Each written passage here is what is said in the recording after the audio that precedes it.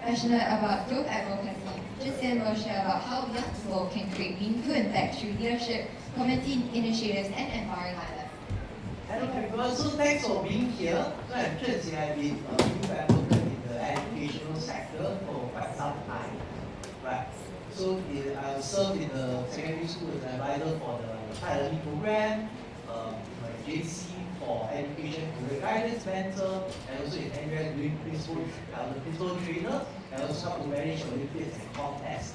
So today I'd like to share about my journey in the education space, how it started out.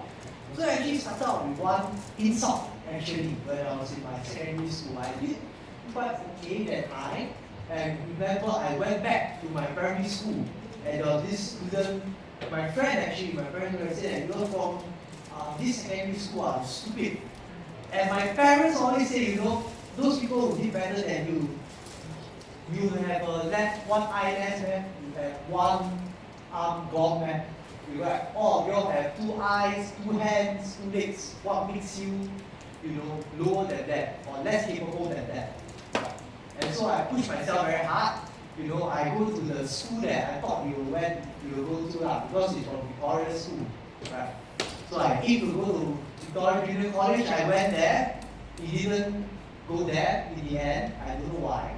Right? But to me, I reflected a lot. Right? Is this really the end point? Today, you might only prove one person, I can reach the same height as you. But is that really what we want to change? You're just an isolated example. So I thought of this. How can we uplift our juniors or generation, batch of students, right? To prove to fellow Singaporeans that, to drop elitism and believe every school is a good school in the sense that every student from each school deserves the belief, deserves the care, and that belief that they can rise up one day to achieve a different point of their career. Right? So during my NS days, I went to draft, how to create an alumni association to continue to bring our youth, our alumni back to serve and uplift our juniors. Right? That time I come out with a very catchy title called Creating an Egalitarian Education System, meaning that everyone have the same equal opportunities regardless of what school you are. And it's really from a very fundamental thing. From what my parents had told me, when I didn't get the best grades, hey, that person, the first in class, also same number of legs, eyes, and brain as you, why you can make it. So this is the kind of mentality when I implemented all these programs. I mean, if the elite schools are also having these such programs, right? I think my school also deserves such programs. So I replicate a lot of the programs, and what struck me is that this student from IT Central, he recently got an offer. I wouldn't say an offer, it's like an invitation to study at MIT, the Massachusetts Institute of Technology. So I was very excited. I went back to the square. I remember my square had around 1,400 students. Right, even taught in the morning assembly. Guess how many people turned up? Only one person turned up. Yeah, so it really struck me. My discipline master said, it's okay, one starfish at a time. Today we change one person. But I realized that, it really prompted some reflection. Right. I know a lot of elite schools, they love to create alumni mentorship, alumni speech or whatever, but are we really capturing the audience? Right. So after reflection, I say no, we should redefine our success. It's not just about pushing our school, replicating programs, pushing our school up the ranking, right? Checking boxes, other schools have this, I also should have this. And one thing that inspired me is what our former education minister Chan Singh has spoken, right? Define our success not by our achievements, rather by how much we contribute to society. And therefore, my school also created this new applied learning program where we go to the community, we attach our students for a period of 3 months to 1 year, do project, and then learn from the ground what are the needs of And this comes out of our next tagline. I said this, we Bedok View, what we are proud of is not the rankings we can climb or the grades of our students, but rather we are proud of the amount of partnerships we can create. It's not about, like fucking rivalry and whatsoever. It's about coming together as a community and contributing to each other's initiatives. So one of the speaker, Nick Shen, who was speaking in another room, I believe, he had kindly accepted my students to a very interesting program. It started off with them performing Teochew opera, and then after performing, because a lot of our students are interested in media and infocom, so they continue to create, media content to them to post online, which is relevant to a lot of their future career as well. Right. There are also other community organizations and non-profits that have contributed too.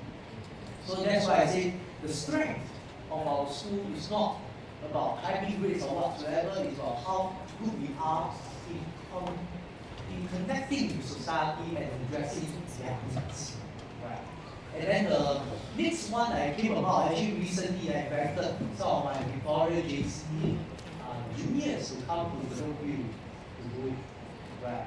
So to share their experiences to mentor students. So some of you all say what, a lot of our alumni also think, our tagline is that, the needs we are looked down at, and we believe in this 自力更生, meaning that with our own strength, we can also achieve a different height, or even the same height at least. Right?